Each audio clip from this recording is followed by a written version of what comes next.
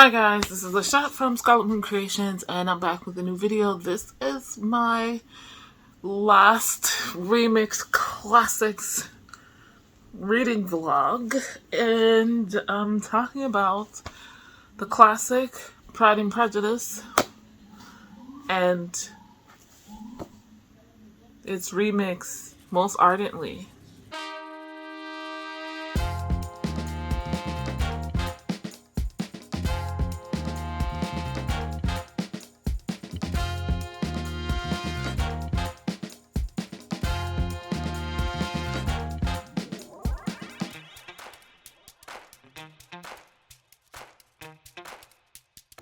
So, I need to open this vlog because... Alright, Pride and Prejudice is a classic that I've read several times. Probably more than even the Little Women, which I talked about earlier, and I still haven't read or watched. So, I finally picked up the DVD. So anyway, Pride and Prejudice by Jane Austen. Since I have read that many times, an adult classic that is amongst my favorite. I decided this time, also because it's 30 and 30, I would read the Manga Classic. See? Manga Classic. And I started it this evening, and I'm already up to page 127. So it's a chunker. I've read some other manga classics. I read Jane Eyre last year, and I'm thinking about reading Les Miserables, and I've never read that, so wish me luck on that one. I do have The Adventures of Huckleberry Finn as well, only because a bunch of people have been reading that. Anyway, none of that has anything to do with this. So, Pride and Prejudice, so aptly named. I wholeheartedly admit to being a Mr. Darcy fan, and this tracks with other men that I really find attractive, and this is not necessarily like sexually attractive or whatever. It's a personality type that I tend to find myself drawn to, and I call them assholes. This goes for in real life too, to an extent. And there are various types of assholes. Mr. Darcy is definitely the pompous, awkward one. But, no ill intent meant, for the most part. Right? Maybe social assholes is where I'm going with this. But anyway, what I really enjoyed about Pride and Prejudice, other than it fitting its title so very well, in my personal opinion, the variety of characters. My favorite part is how witty both Mr. Darcy and Elizabeth Bennet are. And unfortunately, that's what's missing from this. So, otherwise, it's pretty faithfully following the story, which is why I picked this up. Again, having read a couple of other remix classics, I know that they pretty well follow the original stories.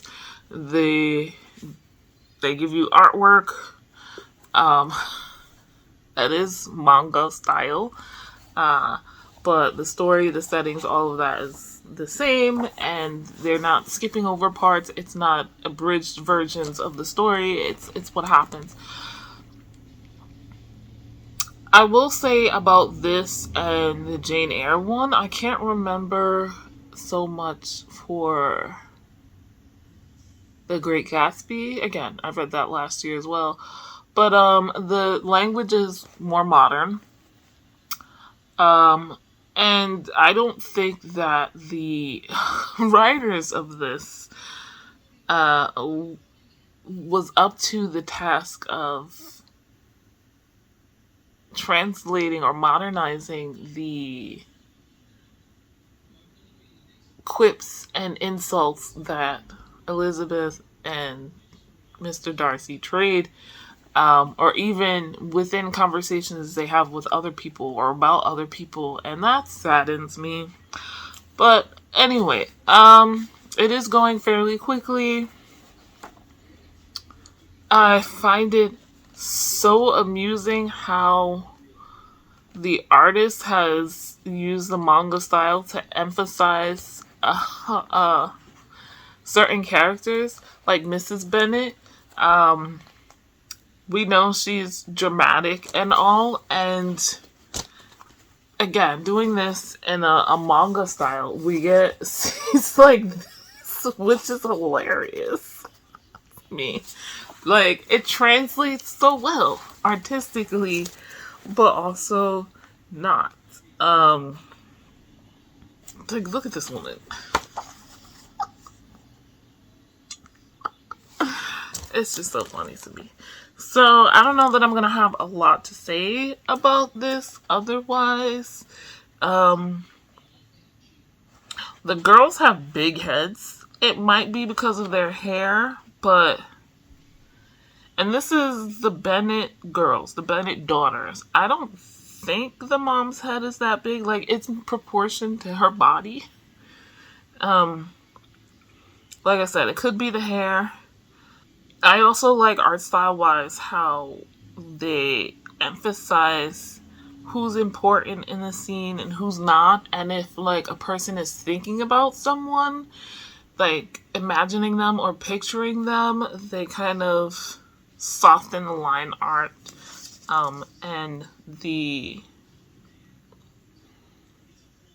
depth of ink. I can't think of the right word. They look washed out, so you know they're not actually there at the moment. Like I said, and others like extras in a scene. Let's say it's a ballroom scene and they're on a dance floor and there's other people dancing. They're also be like faded out to an extent. Yeah, otherwise it's pretty much going according to the story, and I can't wait to finish. I might finish it tonight. That's why I was like, wait, let me find some time to actually open this blog, because before I start.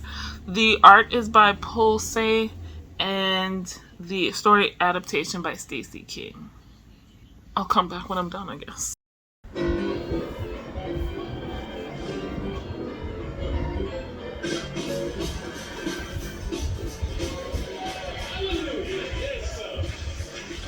Say amen.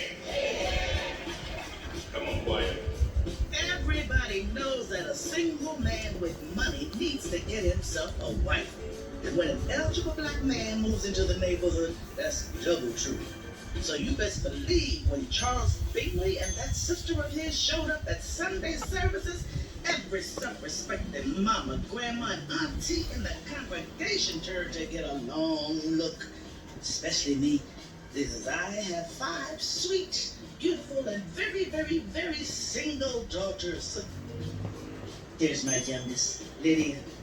Her idea of commitment is getting a tattoo. Mary, who needs to read a lot less and flirt a little more. Then there's Kitty, who never stops telling us every single thing she's thinking. She needs to read a lot more and gossip a lot less. And there's my oldest, Jane. Her husband, he died a few years ago when my grandson was just a baby. But she's always smiling that one, yes she is.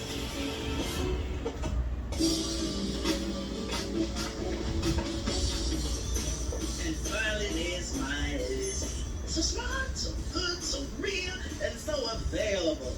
She's waiting for Mr. Perfect to just show up, and we all wonder, will anyone ever measure up?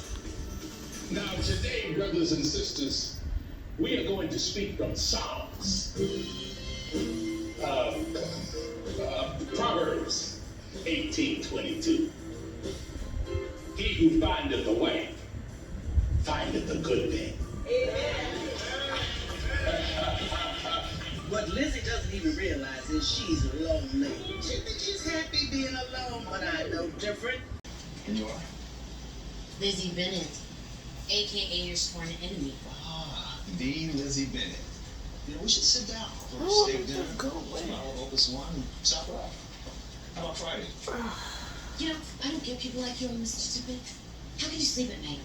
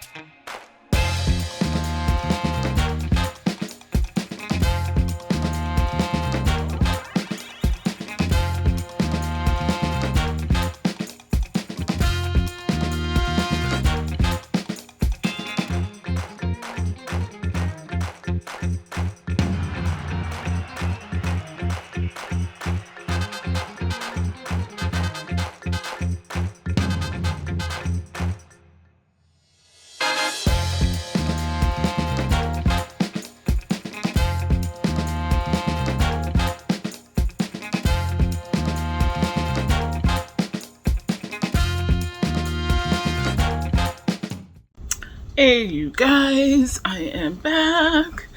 I finished this last night, like I said I would, and here I am to update you. There's not much to say that I didn't say earlier. It was alright. I think a pretty decent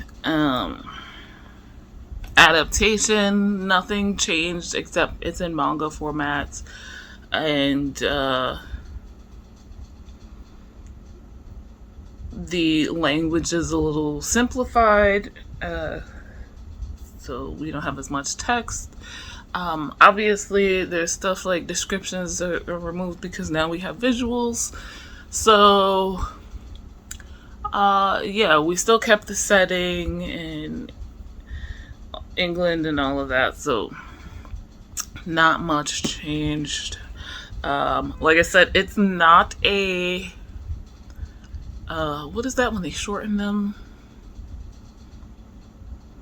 Abridged version, so you don't have to worry about that. Every little thing that goes on from Wickham to Lydia and the trip that Elizabeth takes with her aunt and uncle randomly showing up at Pemberley, Aunt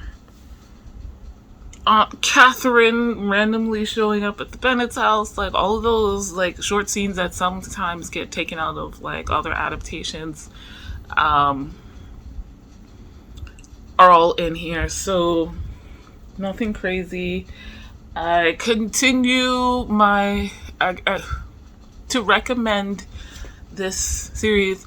They're literally called Manga Classics.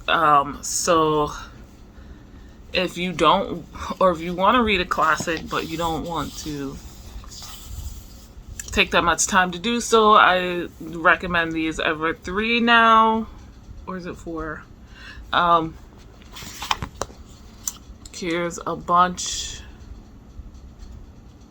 and I was able to get them at my library. They have a website. I think it's just mangaclassics.com. Yeah. Oh, there's lesson guides, lesson plans, and teaching guides as well.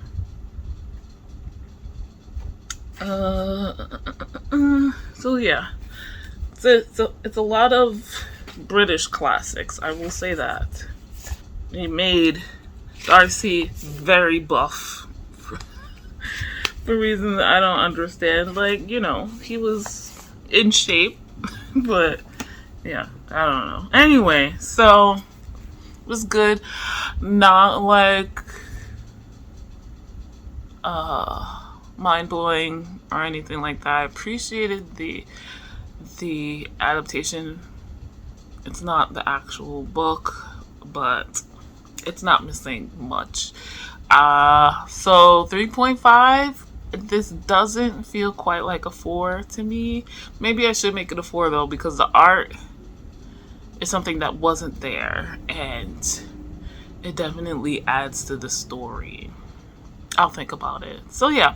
Also today I just realized this was so high. I watched an adaptation. I didn't think to request it, but yeah, the movie with Colin Firth is not available on streaming, and the one with, what is her name as Elizabeth Bennet? Hold on. I'll put it on the screen. The 2005 one is also not available on streaming without paying extra or a subscription I don't have.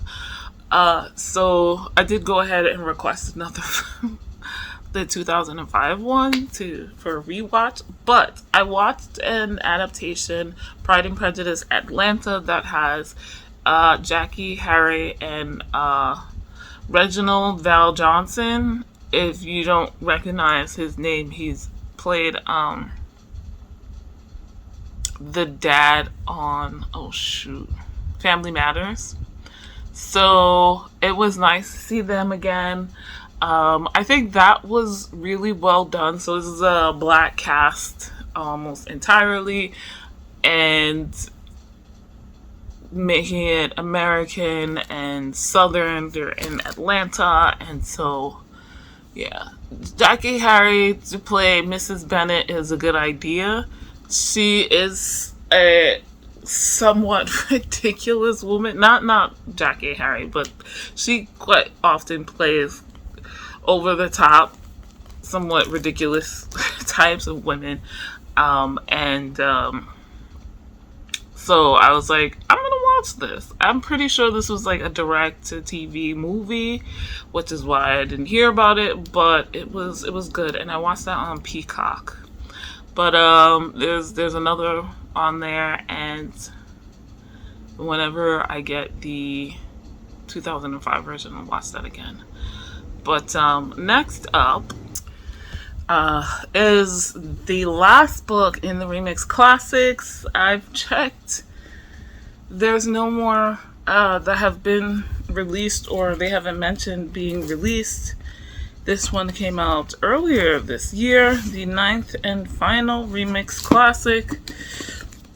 Most Ardently, and obviously it's remixing Pride and Prejudice.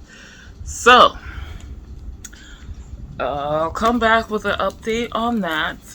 Right now I have 3 more days. Well, the rest of today, and then 3 more days this week. So I could, for the rest of the month, up to the end of September. And this is the September book.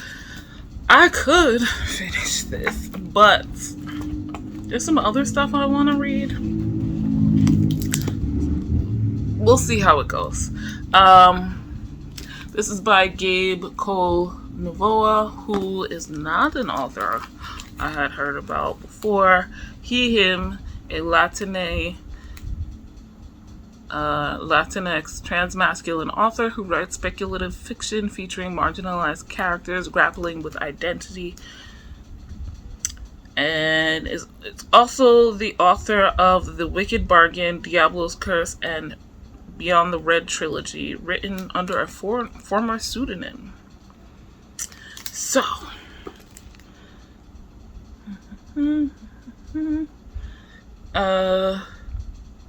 I see. So, we're following Oliver Bennett, who is transmasculine, forced to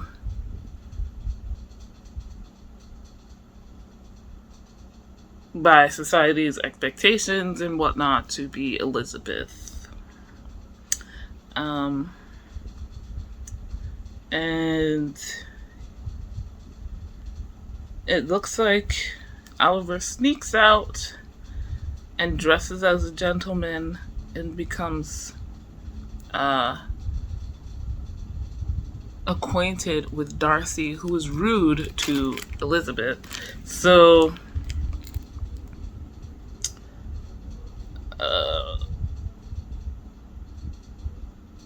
it's gonna be an interesting one. It's gonna be an interesting one.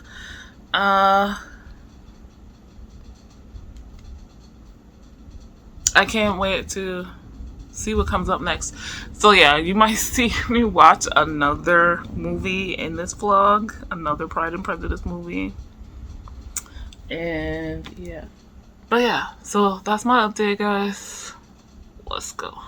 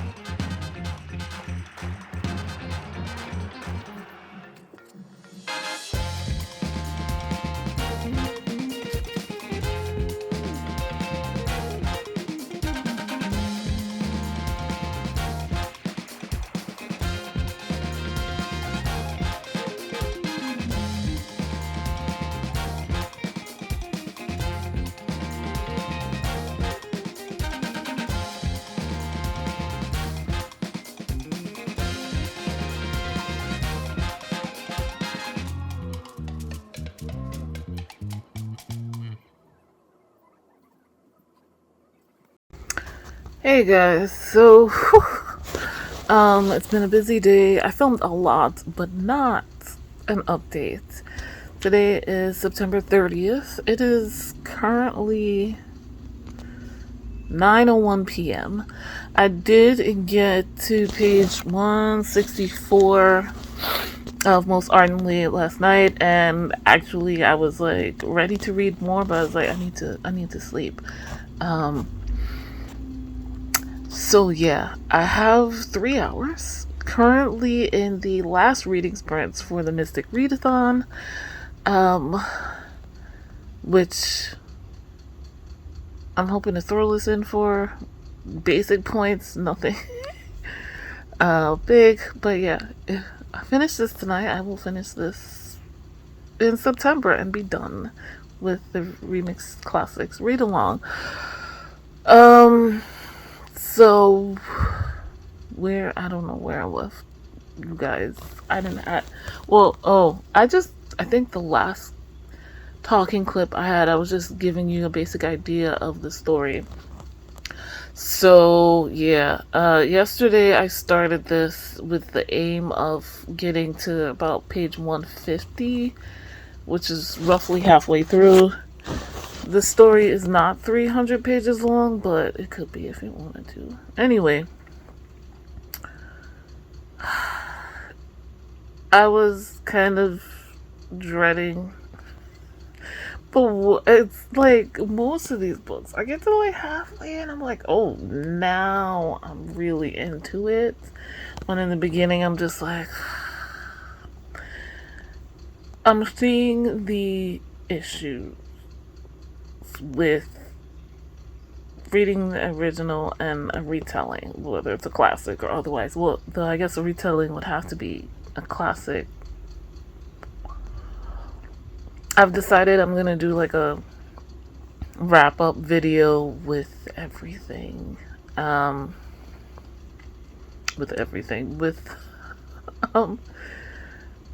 Just the last movies that I'm going to watch, and like wrapping up my thoughts, running a read-along, and reading classics and adaptations of them, retellings or remixes as these are called. and tell you my favorites and probably least favorites and things like that. So, since I have all that to say and I don't want to shove that into this vlog, there'll be one more video, so look forward to that. So, most ardently, the part I'm up to, Oliver is the name of our main character, Oliver Bennett, and not Elizabeth Bennett. And what's interesting about this is it's totally from Elizabeth's point of wow. It's totally from Oliver's point of view.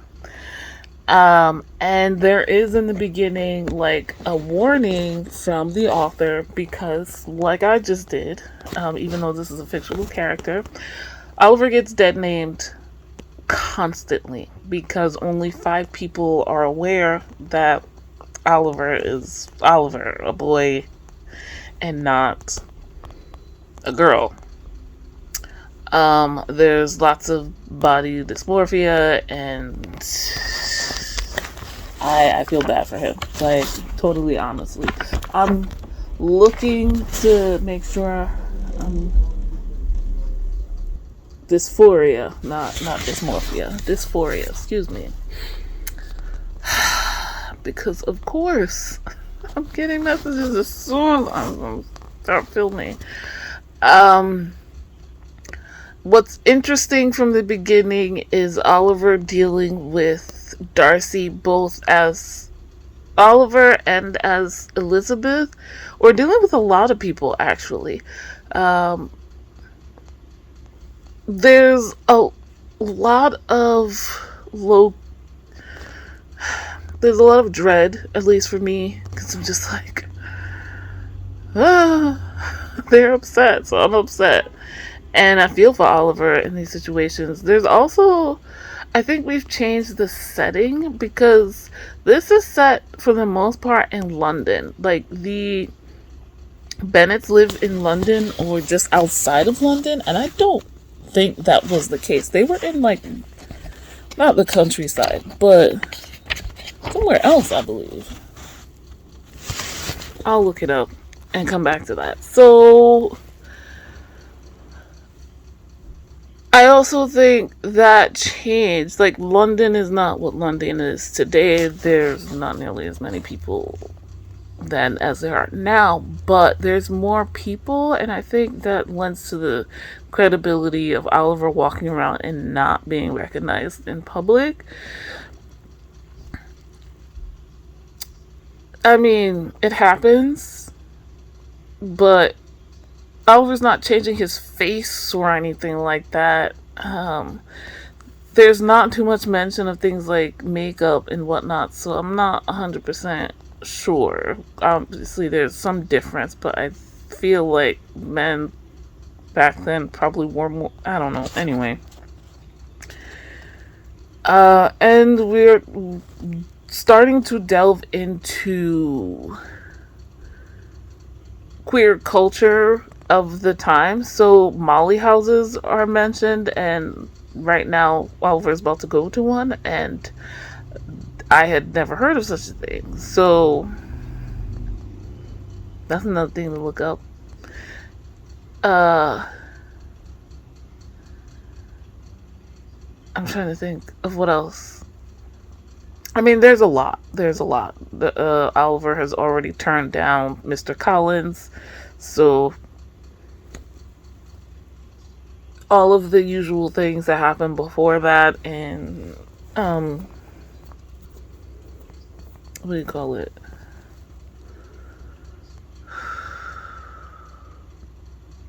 Pride and Prejudice still happen here.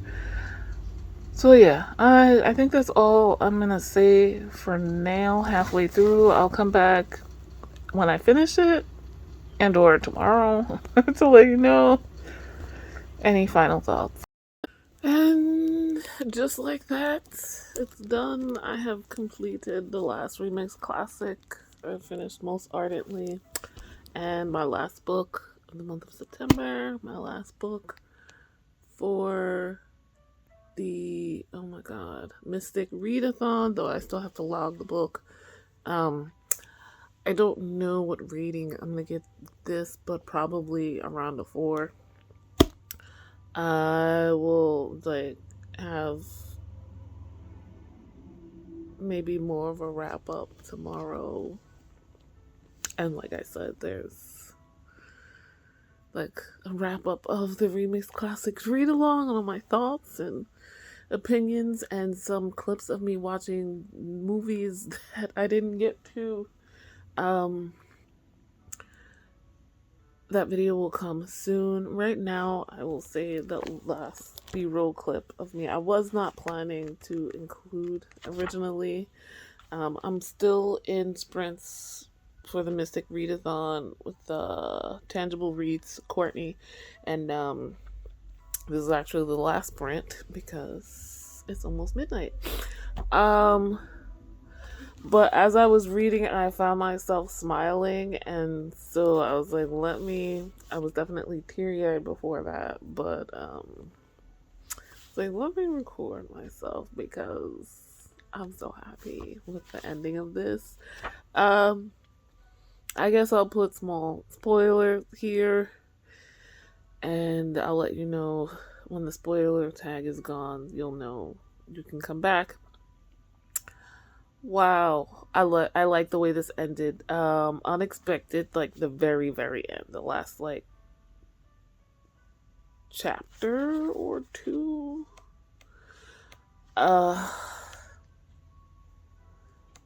The reveal to the family, specifically the mother, Mrs. Bennet.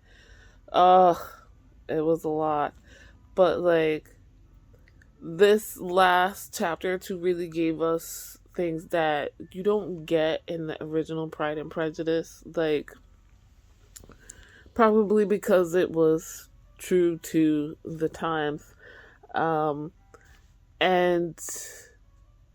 this is like a fantastical version of it, in the fact that in our hopes and dreams and modern day thinkers, and Gabe Cole, Novoa, being a modern day writer, like stuff you would have hoped for, such as the comeuppance for Mr. Collins and Wickham, things you don't get, because I understand why, particularly not Mr. Collins. He's a family member, and he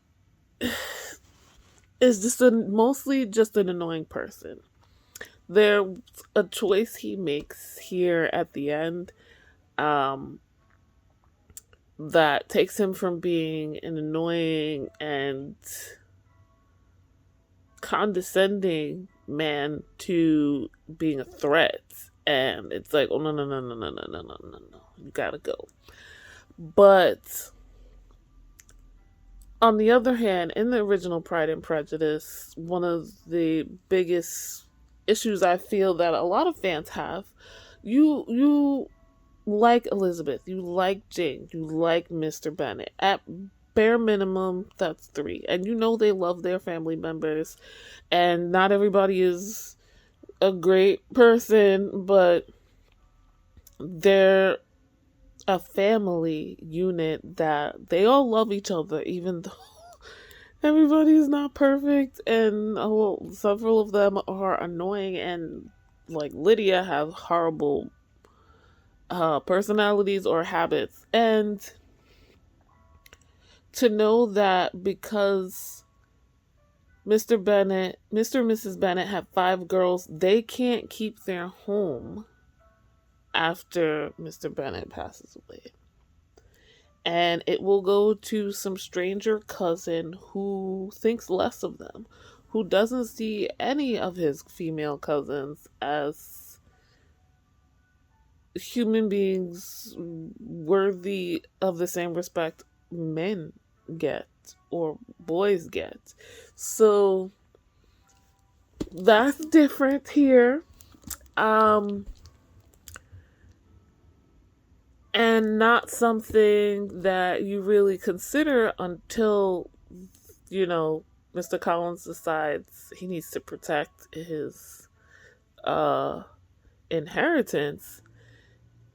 Like, dude, no. Everybody was fine with you inheriting, but now that you're like threatening our family, you can't have it. And that's great.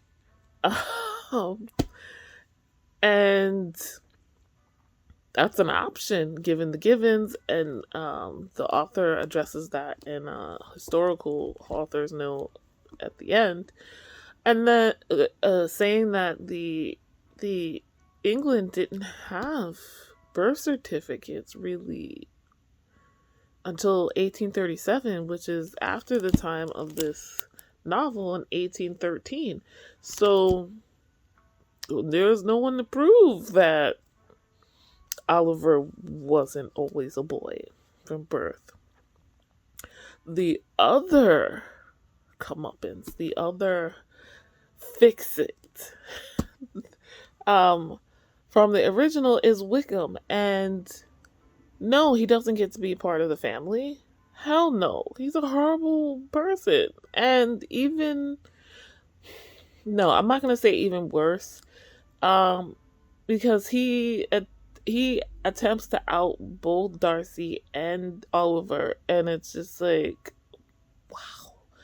Wickham is still trying to get money out of unsuspecting young ladies, and the situation with him and Lydia in the original one is just so frustrating. But you kind of get rid. You kind of get used.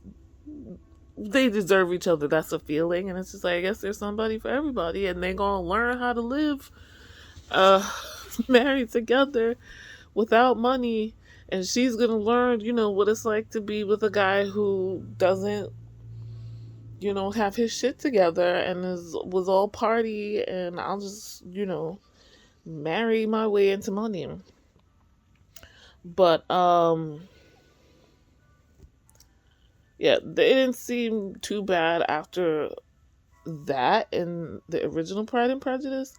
That doesn't occur here because Wickham pops up a lot more often, trying really hard to get with Oliver as Elizabeth, and then, like I said, tries to out both of them. He was the one who figured it out and told Mr. Collins, and it's just like, no, we will tell the whole world what kind of man you are if y'all don't get the hell up out my house. So that was wonderful to see. It was wonderful to see not only Mr. Bennet, but Mrs. Bennet, like, backing up Oliver and supporting him and fighting for him after all of the worry and whatnot. So, a great ending. Another thing I don't think I mentioned, this is age down. So this is for YA. And I did look it up. Mr. Darcy in the original Pride and Prejudice is not as old as I thought he was. He was only like 28, 29. And Elizabeth is 20. So the age gap is not that big. It's a decent one, but it's not like that big, and she's legally an adult in the original Pride and Prejudice. And here, Oliver is 18 in this. It comes up often that Mr. Darcy is not as old. So, maybe 22 to 24 or something like that. So, no, I'm sorry, not 22 to 24. She's 18. Yeah, maybe he's like 20, 22. Maybe. Because Oliver keeps calling him a boy. And everybody's like, young man. Whereas in the original Pride and Prejudice, Mr. Darcy's like, Mr. Darcy. That's a grown-ass man. So, obviously younger than like the Mr. Bennets or whatever. But still.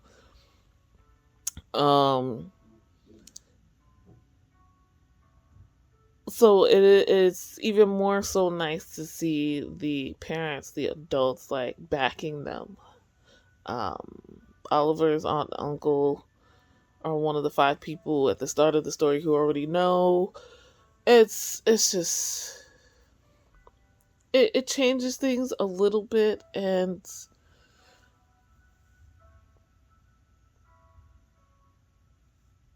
I don't know if for the better or not, because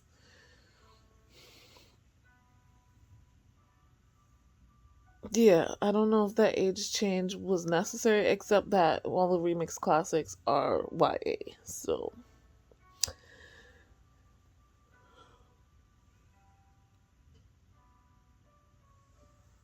But the sprint is almost over. That's the last thing I have to say, and this might be that wrap up, but I'll come in tomorrow to say things. Have a good night. I already have. Has? Oh, Mr. Bennett, how can you tease me so? Have you no compassion for my poor nerves? Oh, you mistake me, my dear. I have the highest respect for them. They've been my constant companions these 20 years. Papa! Is he amiable? Who? Is he handsome? Who? He's sure to be handsome. With 5,000 a year, it would not matter if he had warts and deliria. Who's got warts? I will give my hearty consent to his marrying whichever of the girls he chooses. So will he come to the ball tomorrow, Papa? I believe so.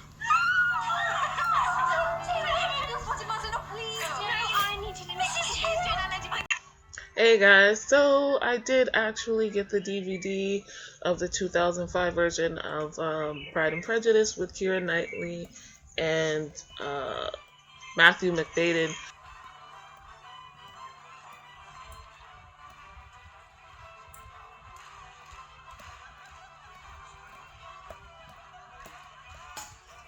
Favorites, as you can see here.